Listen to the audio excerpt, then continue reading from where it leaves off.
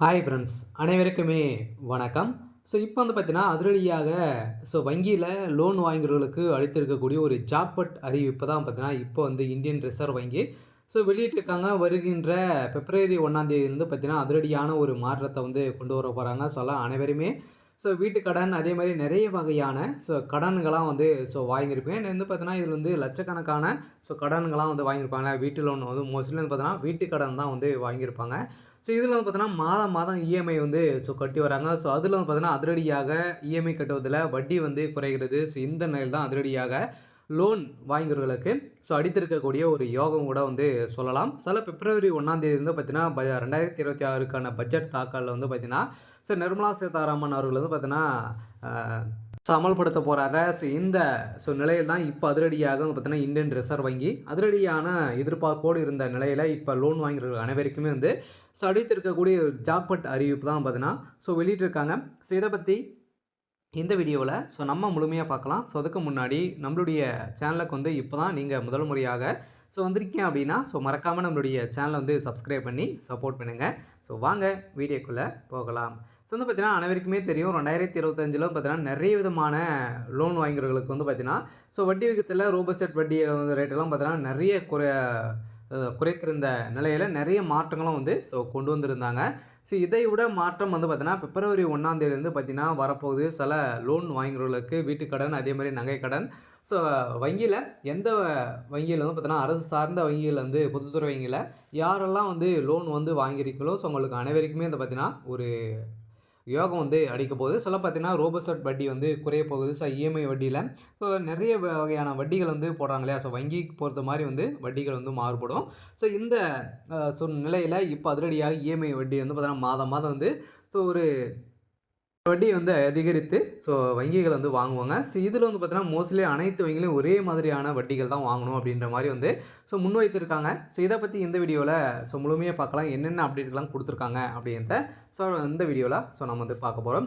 இதில பார்த்தீங்கன்னா, அனைவருமே பார்த்தீங்கன்னா, இந்திய ரிசர்வ் வங்கி கீழ தான் பார்த்தீங்கன்னா, அனைத்து ஒரு வங்கிகள் அனைவருமே அனைத்து வங்கியுமே செயல்படுது. இதில இந்திய ரிசர்வ் ஆர்பிஐ பார்த்தீங்கன்னா, புதிய ரூல்ஸ கொண்டு வந்திருக்காங்க. இதில பிப்ரவரி 6ஆம் தேதி நடைபெற உள்ள தனது பணவியல் கொள்கை ஆய்வுக் கூட்டத்தில் ரோபோசெட் வட்டி விகிதத்தை மேலும் 0.25% குறையும் என்று பேங்க் ஆஃப் அமெரிக்கா பொருளாதார நிபுணர் பார்த்தீங்கன்னா, கணித்துள்ள நிலையில் தற்போதைய வட்டி குறைப்பு சுழற்சியின் கடைசி மாற்றாக இது இருக்கலாம் என்று சொல்லியிருக்கக்கூடிய நிலையில தான் இப்போ பார்த்தீங்கன்னா, ரோபோசெட் வட்டி பார்த்தீங்கன்னா, இது இந்த வருடத்தில கடைசியாக கூட இருக்கலாம். முதல்ல பார்த்தா அதுக்கப்புறம் 2027 தான் பார்த்தீங்கன்னா, இந்த ரோபோசெட் வட்டி மாற்றி அமைக்கப்படும் அப்படின்றத ஒரு புதிய மாற்றத்தை கொண்டு வந்திருக்காங்க. அதே மாரி வட்டி குறைப்புக்கான காரணம் என்ன அப்படின்னு பார்த்தீங்கன்னா, எதிர்கால பணவீக்கம் கட்டுப்பாட்டுக்குள் இருக்கும் என எதிர்பார்க்கப்பட்டது இருந்தாலுமே, பொருளாதார வளர்ச்சி மற்றும் மந்தமடைய வாய்ப்புள்ளதாகவும் ரிசர்வ் வங்கி இந்த நடவடிக்கை எடுக்கும் என நம்புகின்ற நிலையில் பொருளாதார வளர்ச்சியில் நிலவும் நிச்சயமற்ற தன்மையை கருத்தில் கொண்டு ரோபோசெட் வட்டி விகிதத்தை பார்த்தீங்கன்னா 5.25% குறைத்த ரிசர்வ் வங்கி தனது அதிகாரத்தை பயன்படுத்த வாய்ப்புள்ளது என்று அந்த அறிக்கையில் வெளியிட்டிருக்காங்க. இருந்தாலுமே 0.25% வட்டி விகித குறைப்பு ஏற்பட்டால் ஒரு சராசரி வீட்டு கடனில் ஹவுஸ் லோன் பார்த்தீங்கன்னா, அந்த மாதிரியான மாற்றத்தை ஏற்படுத்தும். அதே மாரி என்பதை கணக்கீட்டில் முதலீடுகளிலும் சில மாற்றங்களும் வெளியிட போறாங்க. அதே மாரி கடன் தொகை பார்த்தீங்கன்னா 50 லட்சம் வாங்கியிருக்காங்க அப்படின்னா, தற்போதைய வட்டி பார்த்தீங்கன்னா 9% பார்த்தீங்கன்னா இருக்கு. இருந்து வரும் நிலையில கடனை திரும்பி செலுத்தும் காலம் 20 ஆண்டுகள் இவ்வளோ வட்டிகள் வாங்குறாங்க.